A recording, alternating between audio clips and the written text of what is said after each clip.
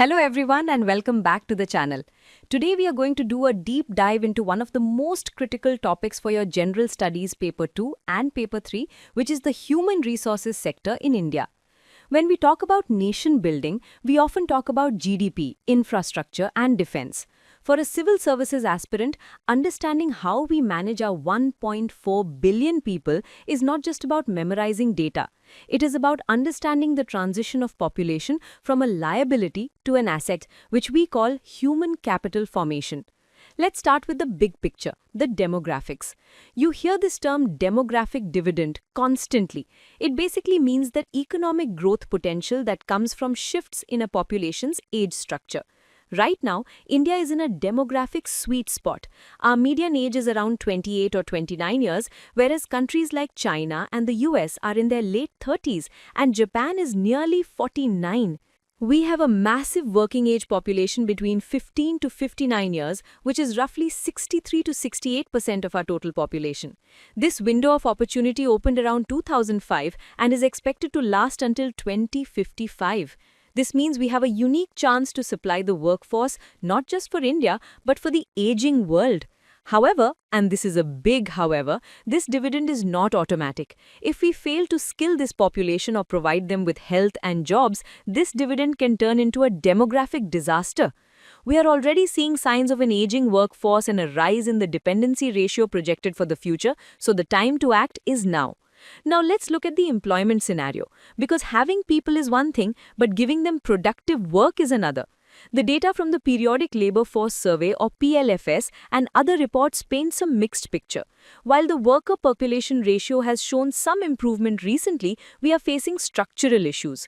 A major concern is that a large chunk of our workforce, nearly 45 to 46%, is still stuck in agriculture, which contributes much less to our GDP.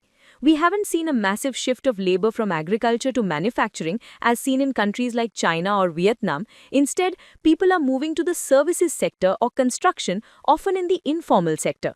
In fact, nearly 90% of our workforce is informal, lacking social security and job stability. We also need to talk about the quality of jobs. There is a phenomenon called jobless growth, where the economy grows but employment generation doesn't keep pace. The unemployment rate, especially among the educated youth, remains a concern. According to recent reports, youth comprise almost 83% of India's unemployed population. We also see a lot of disguised unemployment, especially in rural areas where more people are working on a farm than required. A very important theme for your exam is the participation of women in the workforce. For a long time, India's female labor force participation rate or FLFPR was declining and was much lower than the global average. Recently, the Economic Survey and PLFS data have shown a rise in female participation to around 37%. While this looks good on paper, you need to analyze it critically. Much of this increase is in rural areas, often in unpaid family labor or self-employment due to economic distress. We need to move from women's development to women-led development. We have schemes like the Maternity Benefit Act, which increased leave to 26 weeks, but we also deal with the motherhood penalty in hiring.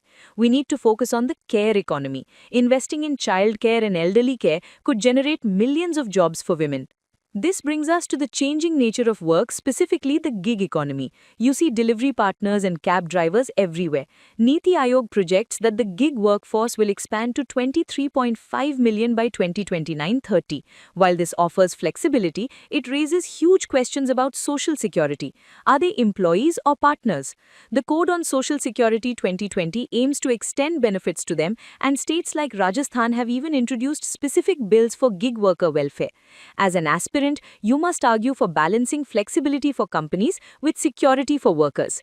Now, none of this employment is possible without skilling and education. This is where the concept of human capital comes in. Human capital is the stock of skill and productive knowledge embodied in people.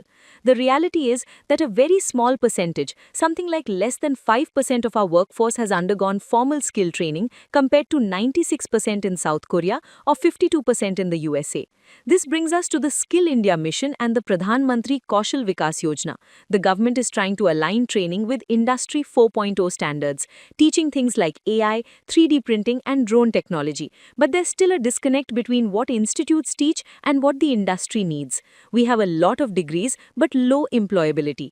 The India Skills Report often highlights that less than half of our graduates are actually employable. To fix this foundation, we have the National Education Policy or NEP 2020. It's a landmark reform aiming to universalize education from preschool to secondary level. It talks about vocational education starting from class 6, which is a game changer. It emphasizes mother tongue instruction to improve learning outcomes and aims for a gross enrollment ratio of 50% in higher education by 2035. But challenges remain, such as digital divides, which became very apparent during the pandemic when millions of rural children struggled to access online education. We need to ensure that digital infrastructure like BharatNet reaches every village so that the digital divide doesn't become a destiny divide. But friends, you cannot build a skilled workforce if the population is not healthy. Health is the second pillar of human capital. Our public expenditure on health has historically been low, hovering around 1 to 1.5% of GDP, though the target is to raise it to 2.5%. The high out-of-pocket expenditure for healthcare pushes millions into poverty every year. We have initiatives like Ayushman Bharat, which is the world's largest health insurance scheme, and the establishment of health and wellness centers to strengthen primary care. However, we face a double burden of malnutrition. On one hand, we have stunting and wasting among children, and on the other, we are seeing rising obesity and non-communicable diseases. Schemes like Poshan Abhiyan are trying to tackle this using technology and community participation. We must not ignore mental health, which is now being recognized through the National Tele-Mental Health Program. We also have to look at the vulnerable sections. We have a large tribal population that often faces displacement and lack of access to resources. Schemes like Vandhan Yojana aim to improve their livelihood through value addition of forest produce. Similarly, for the SC and ST communities, we have the Stand Up India scheme to promote entrepreneurship. The concept of social inclusion is vital here. You should also be aware of the internal migration issues. The COVID-19 lockdown showed us the precarious lives of migrant workers. The One Nation One Ration Card scheme and the e-Shram portal, which is creating a database of unorganized workers, are steps to ensure that social security follows the worker wherever they go. Finally, let's look at the future. We are moving towards a knowledge economy. Technology and AI are going to disrupt traditional jobs. We need to focus on reskilling and upskilling. We also have a massive opportunity in the global market. As the developed world ages, they will need skilled manpower. India can become the skill capital of the world if we manage our human resources well. We are seeing a shift from brain drain to brain circulation, where the Indian diaspora is engaging back with the country. To conclude your answer or your thought process on this, remember that India's path to becoming a developed nation or Viksit Bharat by 2047 relies heavily on how we treat our human resources today. It requires a convergence of health, education, skilling and job creation policies. It requires moving from a cycle of low skills and low wages to high skills and high productivity. The government is acting as an enabler with various schemes, but the implementation at the grassroots level, cooperative federalism, and active participation of the private sector is key. Keep these linkages in mind: how health affects education, how education affects skills, and how skills affect employment, and you will be able to write a very comprehensive answer. All the best for your preparation.